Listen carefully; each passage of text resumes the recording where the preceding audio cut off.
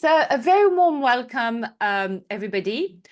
Well, the question today is your digital body language killing team trust? I'm Gaëlle Watson. I'm the director of SynSkills. And in spite of the loud noises about returning to the office full-time, I've always been and still are a firm believers in remote and hybrid work. I believe it is a tool for growth and empowerment for those who are not able to go to the office, whatever their circumstances.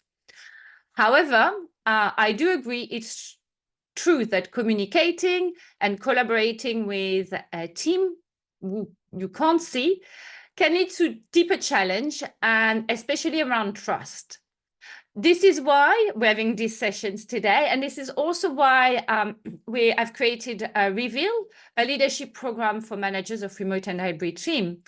And Training Journal and Training Journal's editor, Joe Cook, with us today, have been massively supportive of this project. They even sponsored a free ticket, so more on that in a little while. And the name of the lucky winner will be drawn at the end of this session, so very exciting. Well, if you don't know Joe Cook, you should follow her. She shared a lot of very powerful insight about management, leaderships, working in the digital space. And not only is she the editor of Training Journal, but she's one of the UK leading experts in virtual classroom learning. She's also passionate about working and making learning accessible and inclusive and make sure more people achieve their full potential. So I'm immensely grateful for your time, Joe. Welcome. Oh, thank you so much. And what a lovely introduction. It's amazing to work with you because we've done some similar things over the years and we've done some different things over the years. So it's nice to be working with somebody that's complementary, but at the same time, we've kind of challenged each other in a nice way, in a learning and an expanding way. And that's what I want for all of us today. We're talking about our digital body language. That means if you put your webcam on, that would be amazing. But you also don't have to, and you can turn it on and off as you need to. It means please use the chat window when you want to ask questions, to share comments, to share resources. And you can ask those questions of me, of Gaëlle, and of everybody else here. And likewise, you are more than welcome to come off mute as well. We definitely want to get your conversation. And if you're watching the recording, obviously it's just thinking about what would I have said if I was in the chat window? What would I ask? And then maybe getting involved on LinkedIn or somewhere after that. So what we're thinking about this with our digital body language is there's a lot of people who think that the only way that we can learn, the only way that we can work, and the only way that we can communicate is in person. However, we know that life is now both in person and remote. It's analog and digital. And neither of these are right or wrong, they are different. And I say this far too much, it's the right tool for the job. So what we're going to do is explore some of this today. Gaëlle, how does this link to the Reveal program approach? Well, that's a general idea, is that it's unrealistic to have all teams at the same time at the same place these days. And it's not just for people not wanting to commute. I've worked with team where there is one person per countries of the 5 continents. So how are they coming to meet up for a coffee every morning? That is not going to happen. However, being able to communicate authentically and creating trust in the digital space is absolutely essential for everybody, especially at a time where distrust is of anything digital is absolutely growing. So it is about finding your voice, your tone, and how you embrace it all and balance it. Absolutely. And I think part of that is about things like not apologizing, and I referenced somebody in chat saying my camera's on and off, which is absolutely not a problem, but sometimes it's about setting a context or explaining something. So we've had telecommunication for decades. We've had teams that have been global for a long time. COVID came and completely transformed a lot of our digital and virtual work and the learning space as well. And now it's 2025. So what do you understand digital body language to be? What is it? And feel free to type in the chat, or if you'd like to unmute and just voice what you think, partly so it saves my voice, that would be great. What is digital body language? Ooh, I can hear that there is a microphone open. Feel free to jump in.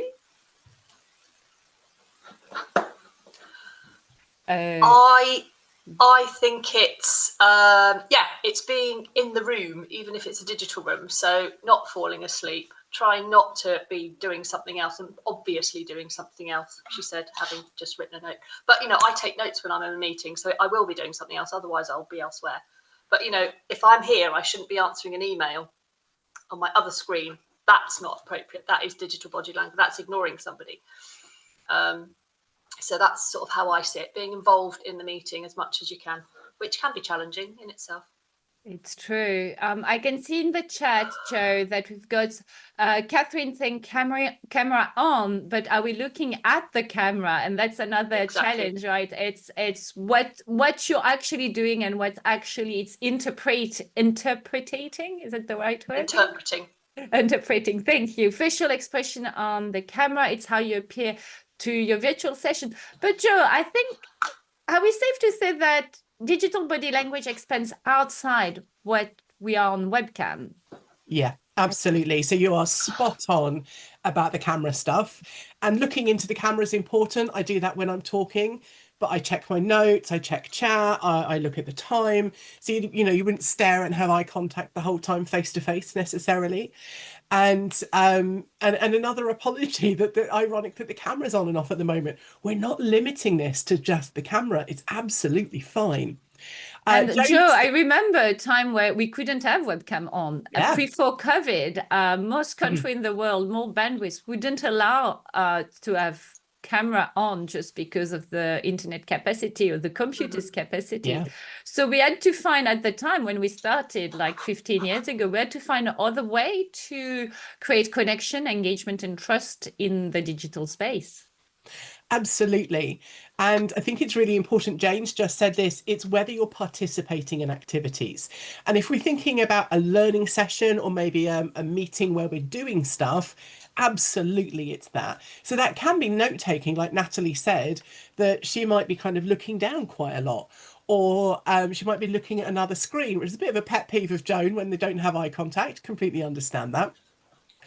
What we think of with digital body language is it's everything that we do, it's everything that we see, hear, read, and understand from people's digital communications. It's the heart emojis. It's the reaction to a Slack message. It's shorthand text speak. It's an image that you share.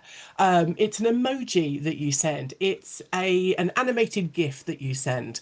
I got one from a very lovely friend this morning saying, good luck on your webinar, and a picture of glitter, because I'm well known for my glitter. And that was just a lovely, friendly, virtual hug, if you like. And I think we've got some good comment in the chat, Joe. I mean, Jane said that it is about people contributing. And Helen said there is no, it shouldn't be mandatory to be on webcam. Absolutely. Well, in this context, absolutely. When you're in a team meeting of 4 people, then they, I think webcam is probably the default system, and then not being on the webcam, as Joe said, would probably, need to explain. But yes, absolutely. It's a level of engagement, contributions, and collaboration that's actually add the value. And we'll talk about it in a moment. I completely agree. I really like that. And a key word here is understand. That's why I've italicized it. Because traditional body language would say a picture like this, a person like this with their arms crossed, it's defensive. They don't agree with you, they don't trust you, they want to block something, they're protecting themselves, they're aggressive, they're angry. But we know that's not the reality. They could be cold, they could be in pain, they could just be like standing comfortably. They don't know what to do with their arms. They're trying not to obviously stim or look anxious. Who knows what it is? I never take this to mean they're being aggressive or blocking something. The point is that we are, what was that word? Interpreting. We are interpreting what's going on. We're taking on these signals. We're understanding something. Now, probably in the roles that we're in, we've got quite a high success rate at that. We've all got stories, though, of when we got it wrong. I've certainly got a few of those myself. And digital body language is no different to that. We're picking up on these signals from people. We're interpreting them through all sorts of lenses and biases that we have. And we are making decisions on what that means. So the rest of our session today, the next 45 minutes, we're going to look at two main areas, which is how you are coming across, and also then the part about other people and our role within that. We will reveal the place winner as well. We will absolutely have time for Q&A, but also I'd love you to do that as we go through. So it's hand up, unmute, in chat. It's very much a conversation with you. Gaëlle, where shall we start? Well, that is, it's a good question. Well, the first topic is one where we can ensure that we've got the most control and we're able to make the biggest impact. And that is with us. It's all start with us, with the person we are. Having self-awareness is essential in most things in life, but particularly in the digital environment, because we've got probably less visibility of the impact than we have. And so we really have to, I would say, scale up our empathy skills to really understand how it could be interpreted. Sorry, how it could be interpreted in the digital space. One of the model I really like, and I'm sure some of you know of Steve Wheeler, it's the digital literacy model. It was designed for people creating learning experience, for people teaching in the digital space. But I think it actually applies in many ways for leaderships and self-leaderships. It combines, as you can see, 3 dimensions. So the social dimension, the personal dimension, and the knowledge management. So that's for the digital space. But actually, I like to think it as a 3D model. So you've got one face that's for the digital and your digital sphere, but you've got your personal, your classical literacy skills and your technical skills, and all you have, and all can be mixed up and reused in different way. But at the core of it, the one that you don't see, the cube right in the middle, hidden inside the transliteracy, is how things moved from one dimension to the other, and how we use different skills. We tap in different skills in different area. Now, most of us left school achieving the required standard in communicating verbally and in writing. We can all safely assume that we know how to introduce ourselves and carry us appropriately in our professional life in the office. But all of us born after 2000, before 2000, struggle to figure out how to translate it that accurately in the digital space. How do we start with self-presentations? How to be visible without being too visible, how to be authentic, how does it feel to be authentic in the digital space? So our communication skills or writing skills or verbal skills, the base that we developed need to be upgraded and transformed to adapt to the technology, because verbal skills in the digital space as a leader or manager or a trainer can as much be in a podcast as in a video making. And same thing, writing skills, writing a long piece, an essay for your A level is very different from writing an X, as we have to say now, an X post with 180 characters, or an LinkedIn longer versions, or a web post. So it is things that where our skills really need to be adapted, and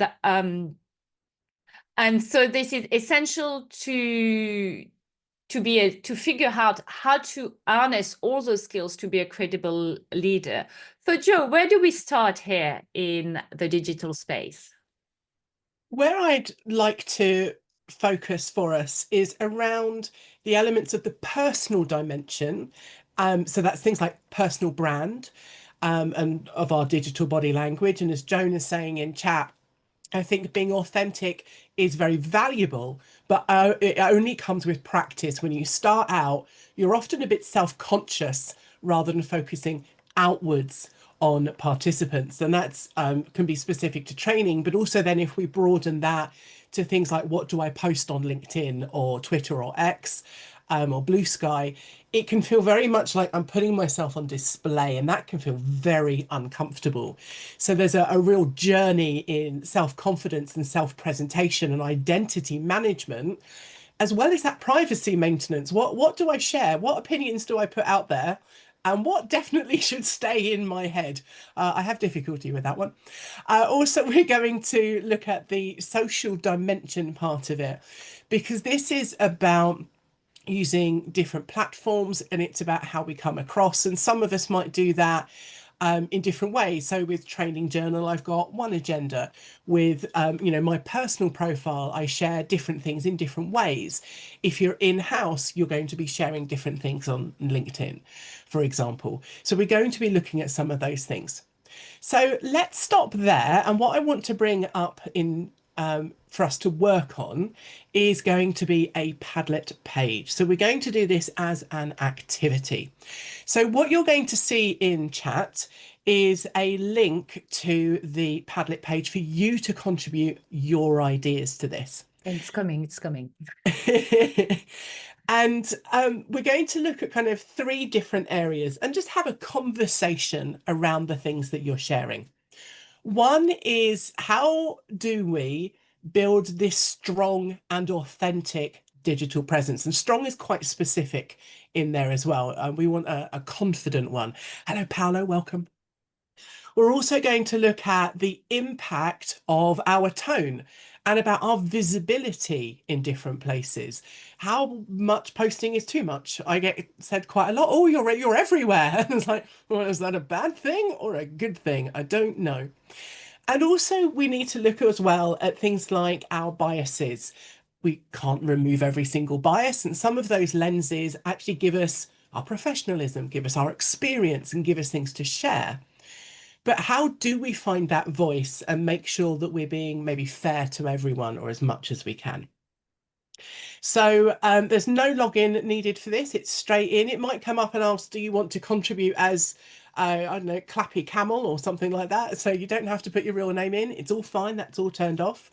All you have to do is click the plus sign underneath one of these categories and add a tip. What's your tip? What's your suggestion? How have you tackled something here? And then let's discuss. So feel free to unmute. And if you're struggling, you can use chat if you want to.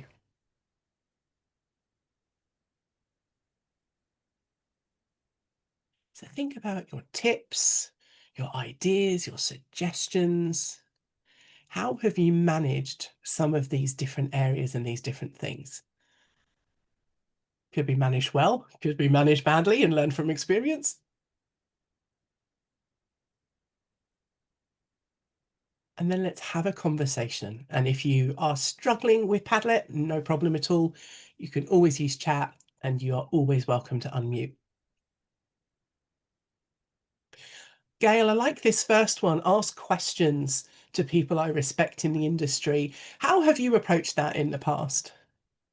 Yes, it's something that I've discussed actually recently on a program with managers about assertiveness. And some people are really frightened to talk about themselves and what they do, especially in culture where being humble is a very strong value. And actually discussing with people and asking questions is something that often feels kinder and more gentle and not so, I would say, egocentric, even though it can be, misinterpreted. But yeah, it feels like it's a soften introductions into finding your voice in the digital space? I really like that. I had an incident, and I'm going to call it that, quite frankly, recently with a particular contract that I work on, and somebody had made a massive assumption, emailed me and some other members of the team, and quite frankly, told me off, and didn't give me the right to reply. And that was a massive issue, because if they just asked a simple question at the beginning, I would have said, absolutely no need for you to be involved. Don't need anything. It's all good. We're fine. And that would have removed the entire issue. So that questions, whichever way you look at that, whether that's advice, how do I come across, what's the culture here, or just that curiosity to check something, I think can really work nicely. There's consistency in communicating regularly. That's a really important one, especially when we're thinking about algorithms and things like that. Presenting myself as a competent expert in my field, which requires preparation. If you wrote that and you don't mind expanding on that a little bit, I'd love to hear more. But if there's stony silence, I will understand. I think I wrote that, Joe. Okay, so Joan, why does it encourage the audience to trust you? What's your aim with that? I'm thinking in particular of the sessions I run at Henley Business School on action learning. So I start off, I have a 3-hour session with a group of about 40 in a cohort, and I start off explaining what action learning is. But then we go into examples, and I then ask for a live example on the hoof where somebody's willing to share a wicked problem with the whole group, which we then try and tackle with action learning. So they need to be able to trust me and each other. And I think because I feel I know my stuff, it just helps them, you know, pay attention, listen, think that they're going to learn something. And in fact, I got some feedback from the last session I did, and one lady said, it's really good to practice it. In fact, I tried it out with my husband during the break because he had a problem at work. Yeah. Oh, I love it. Joan, you never knew you were a marriage counsellor. No. Yeah. Brilliant. Thank you for that. That's really useful and really interesting. And I think it links really nicely to something over in the third column, which is about don't dominate the conversation, be that active listener. And not everyone may be as vocal. There's a meme I see quite a lot on social media that says something like, I never see a course or a post saying, introverts, be more quiet. It's always extroverts, be more outgoing, which I think is a really kind of interesting one. And Natalie's making a comment there about that. So what are you seeing here, Gaëlle, that's particularly resonating with you? For me, I picked on consistency, and I know the post is consistency in communicating regularly, but I think consistency itself is something that is very powerful. Consistency of messaging, consistency of tone.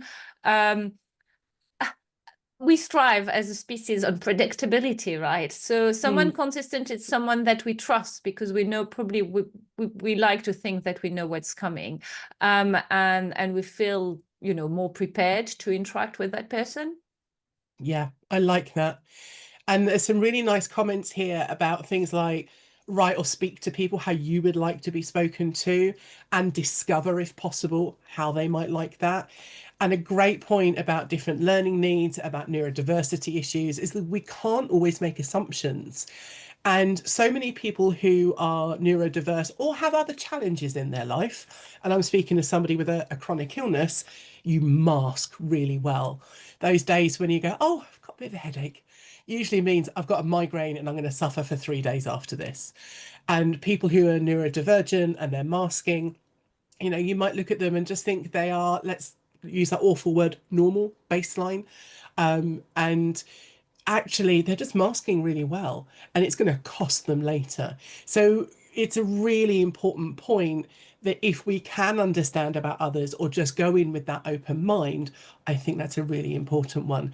And things like make use of private chat or a quick question in a hallway and just check in with people. And some people don't like that in itself, which can be really challenging. So it's just being open and aware, and I think also being open to that feedback yourself. What do you think about that, Gaëlle?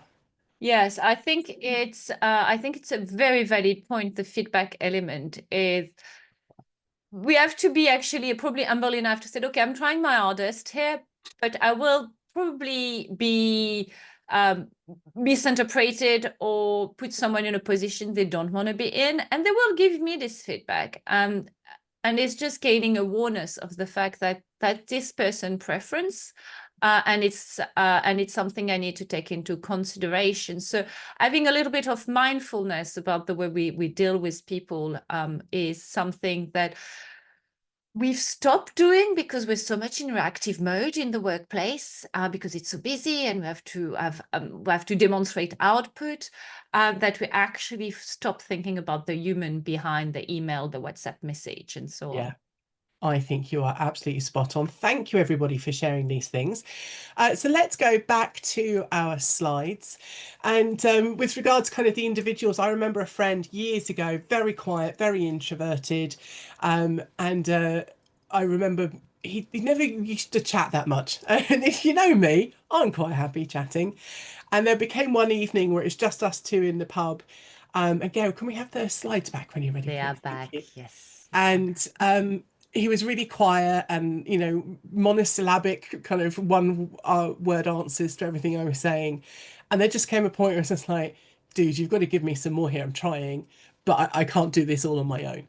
At which point he's like, okay. It's just like, I'm not expecting war and peace. I don't need deep and meaningful. I just, a sentence would be really good. So, you know, I kind of changed, he kind of changed, and we met somewhere in the middle. So thank you for all of that. We promised some practical tips to take away. And my first one is having an intentional sharing strategy. And I think Joan picked up on this really nicely about how she was sharing stuff and the reason for that. Because I think what we need to be doing is deciding almost which parts of you show up on which platforms and for which purposes. So, for example, I shared this on Facebook. Family and friends, cat video, funny voiceover, made me proper laugh. So that's something I felt appropriate to share. This was in a closed WhatsApp group. Somebody had asked a question. I had an article on Training Journal that I thought was going to answer it. So I shared it. I shared some information about it. And that was something that was within a group focused on that. And this example was on LinkedIn. Now, it was a personal element I shared on LinkedIn, but my point was, actually, it's nice to know the whole person. You don't just want TJ this and TJ that, and I'm running another webinar on LinkedIn. I think it's important to get to know more about the person as a whole.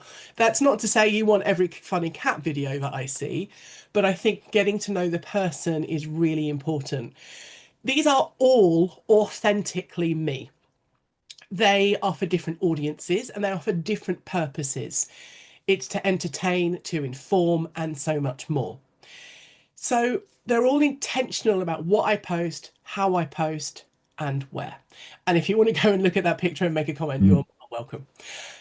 Gaëlle, what is next? Well, what's next is, so we've looked very briefly, and I'm sure we could talk about self-awareness for days, but we only have an hour. So but we also want to say how that affect others, because that's communication. The purpose of communication is obviously to influence others, to change behavior. So it is quite essential to actually look at how we are with others and how the impact of the communications we've got on social media or on various platforms is going to trigger reactions or no reactions. And maybe we wanted reactions, but what we get is no reactions. What does it mean? So this is where we touch on something that is super important, right? It's trust. I mean, we all know a variation of this quote or some quotes. It's the ultimate human currency. It's earned in drops and lost in packets. It is a lot harder to develop trust and connect and deeper connections with people we don't see, right? We don't become the body language. We feel like we're missing something. And we have to, so as a manager or leader in a team, we really have to be intentional about what we are able, oh, it's all happening, what we are able to what we expect people to share, as Joe said, creating a space where they can comfortably in the workplace share some element of their personal life, their fear, their emotions, their situations, why they today they're high in energy and maybe yesterday they were not. And so that is kind of and at the art, and that's the at the heart, as in the center, but it's also the art and the creative element of it. It's how to create trust in the digital space. And it is very important to have a clear framework of collaborations. We have to know with clarity where do we interact and how and when. And we will develop we will probably develop our own ways, but to start with as a baseline is that when do we send an email? When do we send MS Teams messages? When do we meet up in person? Or when do we send feedback in a different way? Because there are a lot of tools like the one Joe shared with us, Padlet, right? You can have collaborations. We did it synchronously. Could have been asynchronous because there was someone in Australia and someone in America. So it is but setting up expectations. And all of this requires very, very high standards of communications. It takes a lot of bandwidth, whether if you're in the office and you turn up at someone's desk and say, well, I need this in 10 minutes, as a manager, probably easier than anticipating that that's people will not be there. They're on a different time zone. They may not see the communication, so which is the most likely way they're going to see it. It is really about intentionality. And leadership is not a destination, it is a journey. So we can't share a recipe for success here with Joe, unfortunately. We would love to do that. I'm sure we all will be able to no, I've done that, and the outcome will be X. But unfortunately, different contexts, different people, different tools, different industry, different organizations, different cultures will requires us to have different strategies and different techniques. But those three elements, being intentional, being clear, and being consistent, bouncing back on the Padlet comment, will mean that we create a psychological safety for our team. And it will help us with the interpretations of body language and that digital body language. So it is really about having the right balance between being unflexible and regimented and systematic, but flexible enough that we can adapt to different situations, different people, but that requires being very, very intentional about our communication. So this is where it's transitioning. We are almost 2/3 in our sessions, right, Joe? And is there anything, and we've said questions, but maybe also comments that comes to mind when we talk about trust in the digital workplace?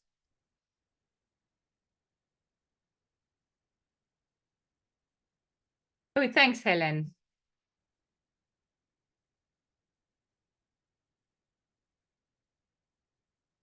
I've got a good example. I'll put myself out there. Go for it. So I had a deputy a few years back when I'd just taken over the team, and we got on really well. And I would constantly email her with emails that said something like, oh, we need to think about X. And then an hour later, oh, and remind me next week we need to do Y. And I didn't think anything of it. I lived in my email. That's how I managed my time. That's how I managed my to-do list. She was always somebody that would pick things up, until when I actually met her, she worked from Poland and I didn't see her very often. She's like, I have to give you this feedback. I don't know what you want me to do with these emails. Are you just using me as a place to put your thoughts and that's enough? Do you actually want me to do something? And I hadn't realized how much I had been just randomly emailing her the shit out of my head without giving her a clear task. She said, I don't mind if it's like, this is if you don't need me to do anything, but then tell me I don't need to do anything. And I was completely unaware of it.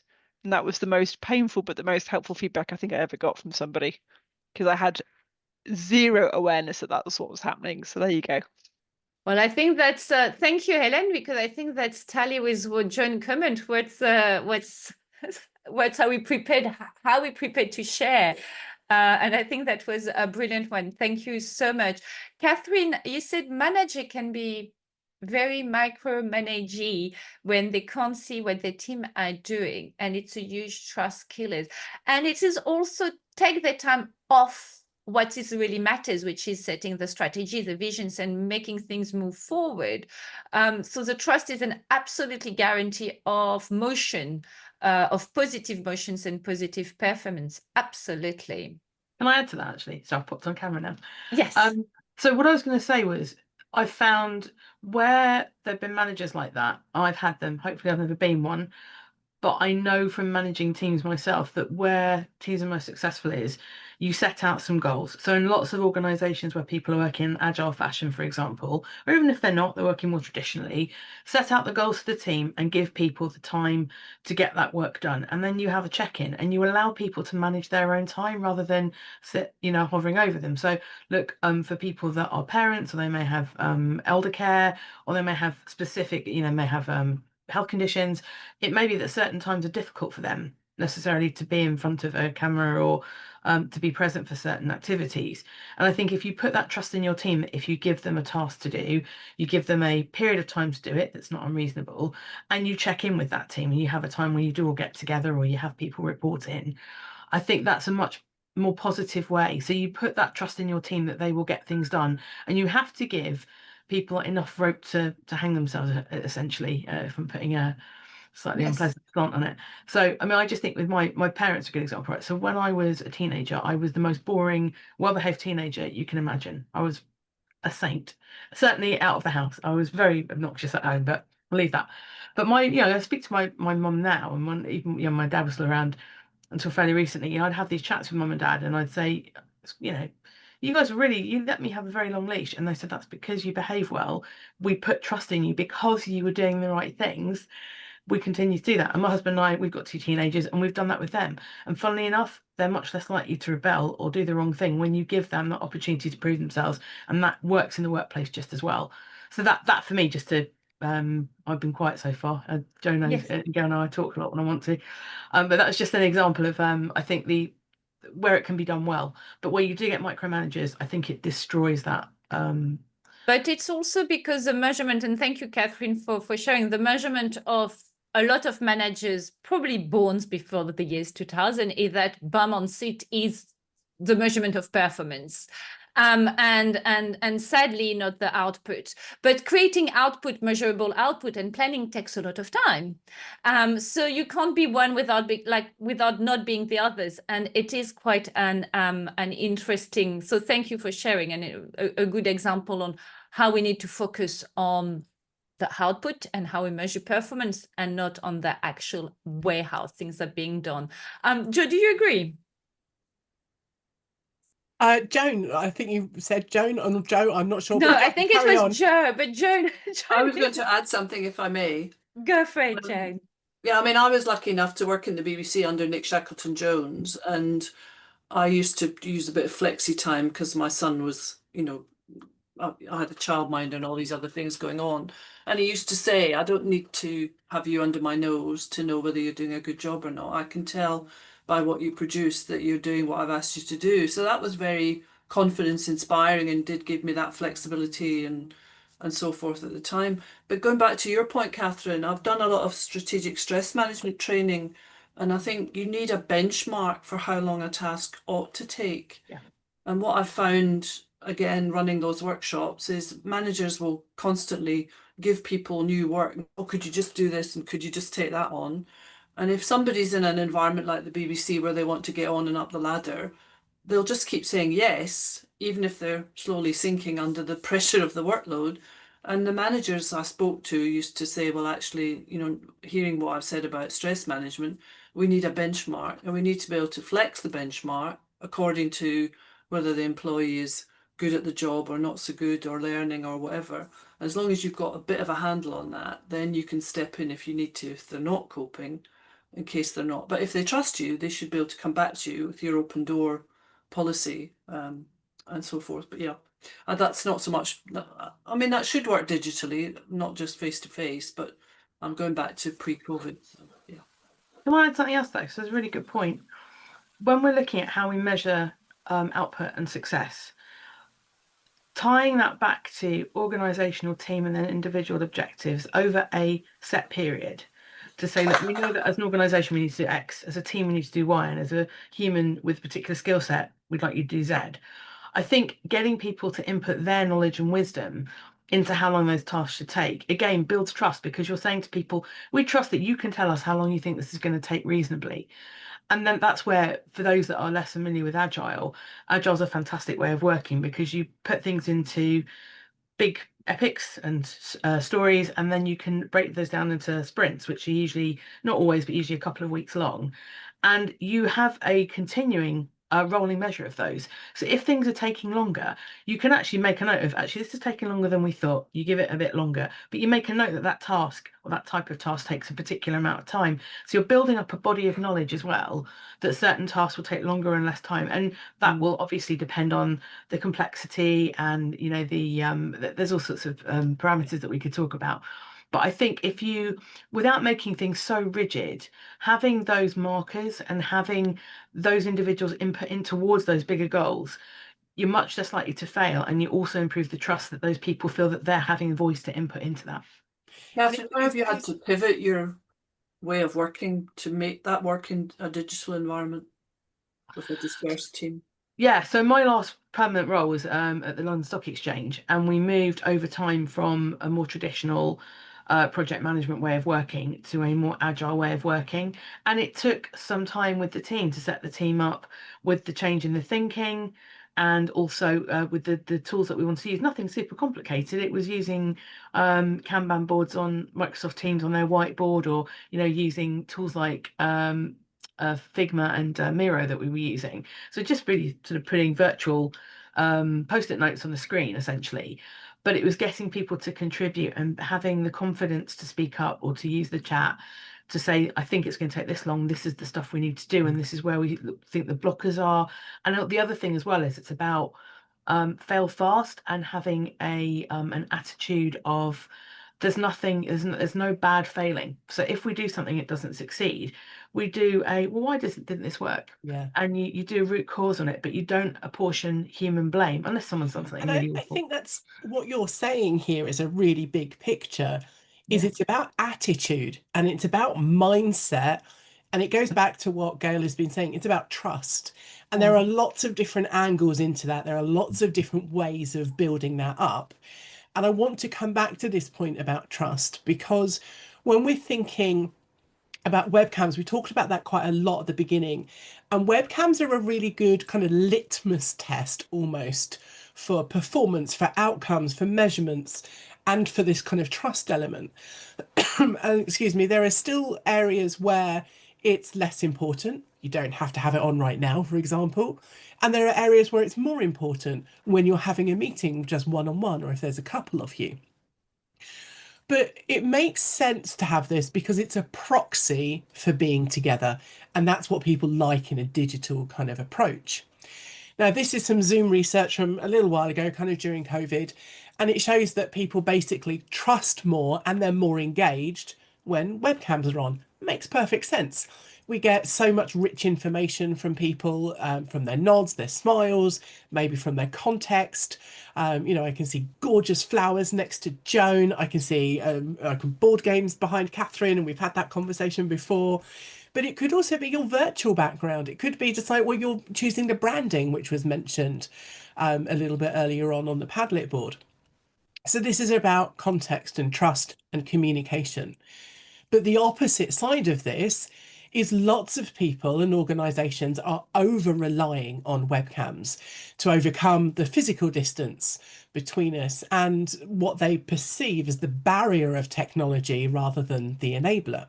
And this research from about PowerPoint design agency Buffalo 7 shows 73% of people have anxiety about being on video for whatever reason, all sorts of big challenges that can come with that. And both perspectives on this webcam element have an impact on the messages we're picking up, have the messages on an impact on what we're receiving as well, and how we perceive people. We logically know if a webcam's off, especially in this kind of environment where it could be bandwidth, could be fatigue, personal circumstance, we don't know. There are so many reasons for that. But it's also easy to interpret it as a lack of engagement. And I get so many apologies. We've had it today of webcams not being on. And also I think there's an element of through kind of the virtual training stuff where, and I've been a proponent of this, like every 3 to 5 minutes, get people using chat, use the poll, do all of these different things. It's almost that engagement has become a proxy of, well, if they're not clicking on something, then I don't know they're engaged. But engaging can be in the brain and in the heart. So it can be somebody sitting back, arms crossed, and actually just being thoughtful because they are really engaged in what you're saying and really contemplating it. This mode of interaction is still about being personal. It's still about being human. I used to share a screen grab of a Skype message between myself and Debbie Carter, who used to be the editor of Training Journal. And if you read it, you just go, pretty normal, boring, vanilla, who cares? But she put at one point in that chat, you don't seem your normal self. And she was right, I wasn't. So this was actually about getting to know individuals. This is about a personal communication and having a relationship. So we're using digital tools and platforms, but it's about communication with another person. And to this point, this is a part of a WhatsApp conversation with the lovely Gaëlle that we have here today.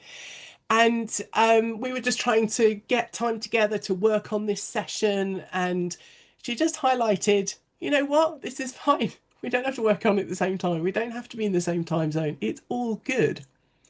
So I've got a really quick question. I'd love you to pop a couple of ideas in chat for me, please. How is it that you support other people around you when you're communicating digitally? So let's use the chat for this one. How do you support other people around you when you are communicating digitally? So we'll have a quick summary on this, and then we're going to whistle stop tour. Oh no, we're going to then jump onto our last tip, isn't it, Gaëlle? That's it. Yes, we are. We are. Time flies in good company. Say that again, Gaëlle, sorry.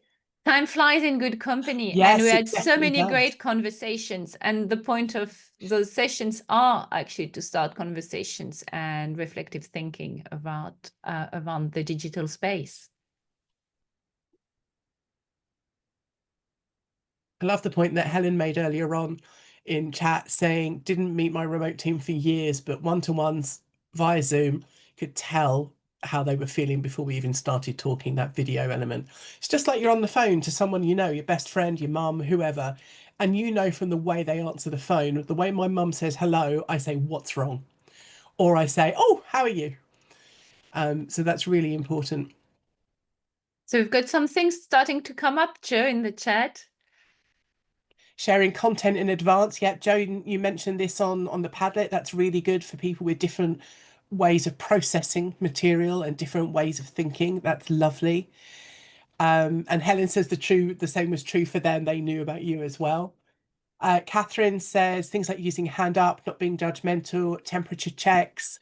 And Natalie says, I've picked up on comments from people in team chat and messaged another colleague directly as I felt they might have been upset by it from a recent conversation. So it's really picking up on those intrapersonal kind of elements. And Catherine's sharing some stuff there as well. Thank you, Catherine. So Gaëlle, what's your top tip takeaway? Well, for me, it's be kind to yourself. That like any form of communications, we want to get it right all the time, but we won't. We don't know what's in the other person's head. They might actually not even be monitoring the technology because we've got so many layers of technology. It's sometimes we will get it wrong, and it's okay. It's not the end of the world. We just have to apologize and move on and adapt our behaviors to do some things slightly differently. And I think someone mentioned practice earlier on, and sorry, I can't remember who did that.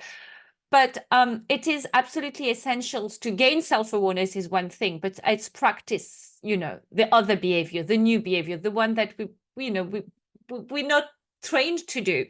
And this is kind of why we break it down into, well, like, in the context of Reveal, for example, we really went into really, really small behaviors. So for example, to active listening, you will be challenged, participants will be challenged to ask follow-up questions and be accountable to ask follow-up questions. So we actually slowly plant a seed of a different behavior and water it and grow it, which is how we transform behaviors.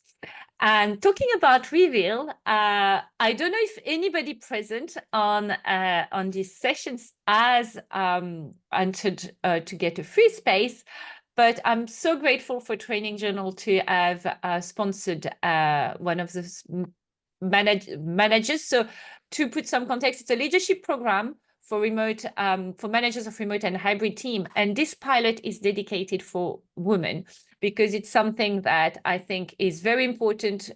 Getting it right on your first management role will mean that you set it better to go into leadership, and women into leadership is still not enough. We're still not at 50-50. And that's my goal before I die, to have like 50-50. So that's what I'm trying to achieve at my little scale. So we are going to have and I'm going to stop share so we can see with partner, and a lot of people have entered this competition. They've signed up to be drawn, and Joe is going to draw the lucky winner of the second and probably last free tickets for the Reveal program. Drum roll, please. La, la, la, la, la, la. It is James Flanagan. Oh, brilliant. Yeah, James. well, we did say that people could nominate someone else and pass it on. Absolutely. So before you say, but you said it was for women. Yes. So they can pass it on. But James Flanagan has won. Well done, James. Fantastic. Big congratulations. And we're looking forward to learn about your choice of participants. Joe, what is your top tip when it comes to digital body language, and how we're going to move on to develop the right success behaviors? So my absolute biggest last takeaway for you, and we've said this throughout, it's curiosity over assumption. When digital cues feel ambiguous, resist filling that gap with negative interpretations. Instead, it's about asking those clarifying questions to confirm intent. And by modeling this, leaders show their teams it's safe to pause, to ask, and to reset rather than letting misunderstandings fester. That is great. I think leadership is a lot about actually not reacting, taking into consideration the emotions, why we feel defensive or why we feel the urge to solve someone's problems, to join point when she works on action learning. But it is about pausing and thinking, okay, what am I going to actually do about it that will help the other person? So that's it, Gaëlle. As you said, time flies. It does, doesn't it? Thank you so much, everybody, for joining us today. I really enjoyed the conversation. I think it was very powerful. And I think this recording will definitely make it in the Reveal program as part of the self-study resources, because I think all of you shared so many great tips and offered so many great resources. So thank you so much. A huge thanks to you, Joe, for your time and being so great at sharing all your expertise. And a big thank you to Training Journals for supporting the Reveal program. And thank you, everybody who joined today. And a huge congratulations to James. Thank you, everybody. And thank you, Gaëlle. Bye-bye. Thank you. Bye.